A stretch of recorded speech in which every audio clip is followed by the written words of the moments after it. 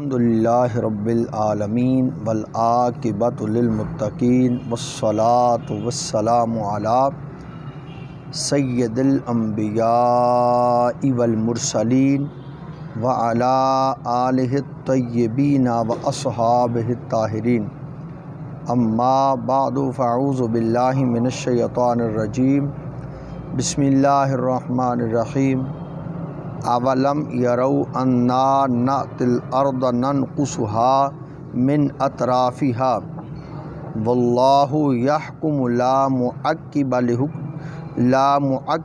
لحکمہ وہو سریع الحساب وقد مکر الذین من قبلہم فللہ المکر جمیعا یعلم ما تکسب کل نفس وَسَيَعْلَمُ الْكُفَّارُ لِمَنْ عُقْبَى الدَّارِ وَيَقُولُ الَّذِينَ كَفَرُوا لَسْتَ مُرْسَلًا قُلْ كَفَى بِاللَّهِ شَهِيدًا بَيْنِي وَبَيْنَكُمْ وَمَنْ عِنْدَهُ عِلْمُ الْكِتَابِ صدق اللہ العظیم۔ اللہم صلی علی سیدنا و مولانا محمد وعلی آل سیدنا و مولانا محمد وبارک وسلم وصلی علیہ۔ تفسیر نور القرآن سورۃ الرعد آیت نمبر 41، 42 اور 43 ہمارے آج کے درس شریف کا موضوع ہے۔ سب سے پہلے تلاوت کیے گئے قرآنی الفاظ کا ترجمہ اور پھر ان الفاظ کے تحت جو باتیں حضور فرید العصر رحمہ اللہ تعالی نے بیان فرمائیں ان کو پڑھنے کی سعادت حاصل کریں گے۔ کیا انہوں نے دیکھا نہیں کہ ہم ان کے علاقوں کو آہستہ آہستہ کم کر رہے ہیں، اور اللہ تعالیٰ حکم فرماتا ہے اور اس کے حکم کو کوئی رد و بدل نہیں کر سکتا، اور وہ بہت جلد حساب لینے والا ہے۔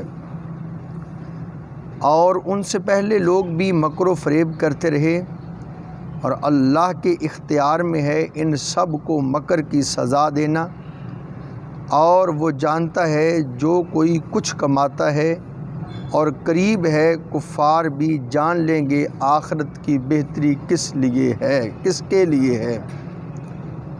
اور کفار کہتے ہیں آپ رسول نہیں ہیں، کہہ دیجئے میری رسالت پر میرے اور تمہارے درمیان اللہ گواہ ہے،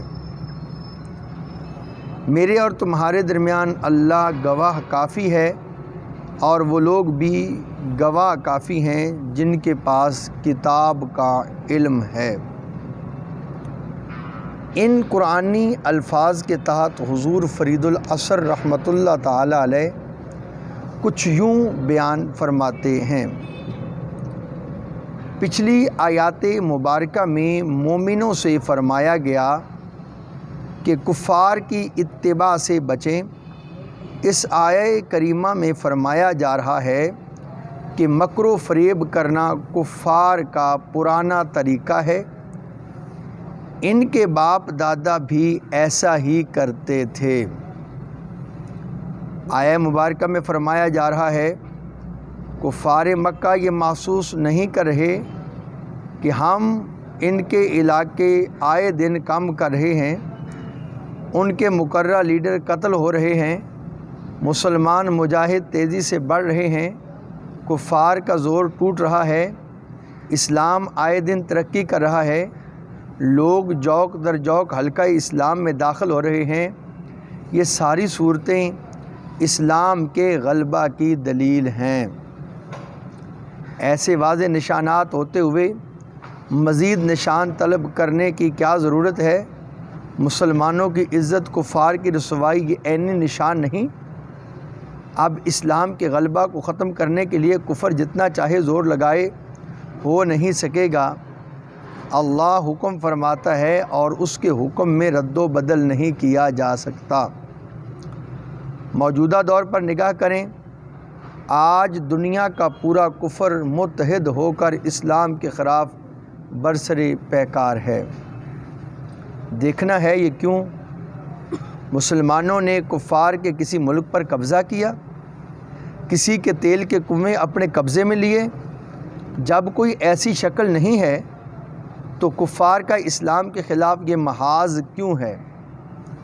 بات صرف اور صرف یہی ہے کہ اسلام آئے دن بڑھ رہا ہے، لوگ اسلام میں داخل ہو رہے ہیں، کفر کو ڈر ہے اگر اسے روکا نہ گیا تو پوری دنیا پر غالب ہو جائے گا۔ اسلام کی برتری و عزت اللہ کا فیصلہ ہے اور اس کے فیصلہ کو کوئی روکنے والا نہیں۔